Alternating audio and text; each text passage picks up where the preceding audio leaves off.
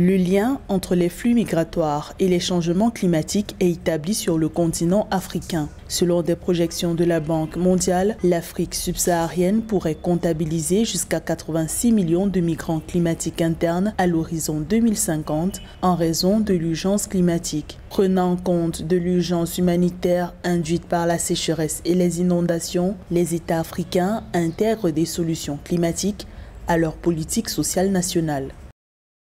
Le Niger s'est doté, depuis 1998, d'un plan national de l'environnement pour un développement durable, coordonné par un secrétariat exécutif. En 2006, un premier programme d'action nationale pour l'adaptation qui a permis de répertorier l'ensemble des phénomènes climatiques extrêmes auxquels le Niger fait face du fait du changement climatique a été adopté. Dans la même lancée, le Niger a signé et ratifié la plupart des instruments juridiques régionaux et internationaux relatifs à l'environnement et au changement climatique. Ces différents instruments ont par la suite fait l'objet d'une prise en compte dans les documents nationaux de référence en matière de développement, notamment le plan de développement économique et social, l'initiative 3N, les Nigériens nourrissent les Nigériens, la politique nationale de la migration. Cette dernière et son plan d'action quinquennal constituent notre cadre de référence pour toute action dans le domaine de la migration. En 2022, plus que jamais, l'Afrique, fragilisée par la hausse mondiale des prix des intrants agricoles, voit ses systèmes alimentaires s'effondrer, augmentant ainsi l'incidence de la crise alimentaire sur le continent. L'Afrique réagit, le Kenya particulièrement, qui a mis en place des mécanismes pour protéger l'agriculture et les agriculteurs. Les autorités d'évaluation des sécheresses estiment que 2,5 millions de bétail sont disparus par an, ce qui génère des pertes financières de 1,5 milliard de dollars. Ceci est une cause de déplacement et de migration. Le Kenya s'est engagé à lutter contre les changements climatiques tels que prouvés par les actions suivantes. Premièrement, l'adoption d'un cadre politique et juridique qui nous met en accord avec les pratiques de changement climatique régional et local et mondial. Un plan d'adaptation national et une politique et une loi de financement des changements climatiques.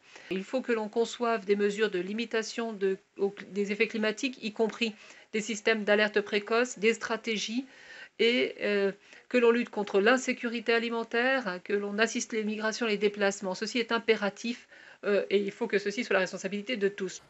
Face aux migrations, des pays africains s'engagent à offrir un environnement propice aux migrants, misant sur l'économie bleue et la transformation énergétique pour renforcer sa résilience au changement climatique. Le Cap-Vert a l'ambition de devenir une terre d'accueil privilégiée pour les déplacés climatiques en Afrique.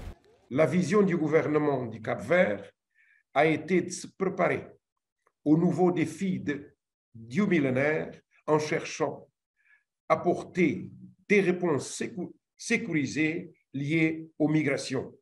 On a fait l'institution de la Haute Autorité pour l'immigration, a été créée en 2020 pour accompagner une meilleure intégration des communautés immigrantes au Cap-Vert.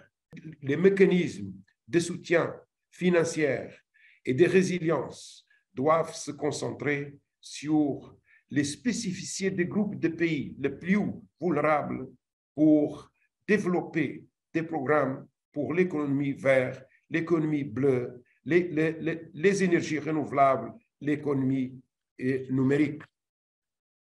La mobilité de la main-d'œuvre doit être travaillée dans le sens où l'évaluation de l'impact social, culturel, politique, économique et environnemental des pays dans lesquels des populations migrent vers d'autres pays faut des ressources nécessaires à leur survie, à la garantie de leurs droits humains.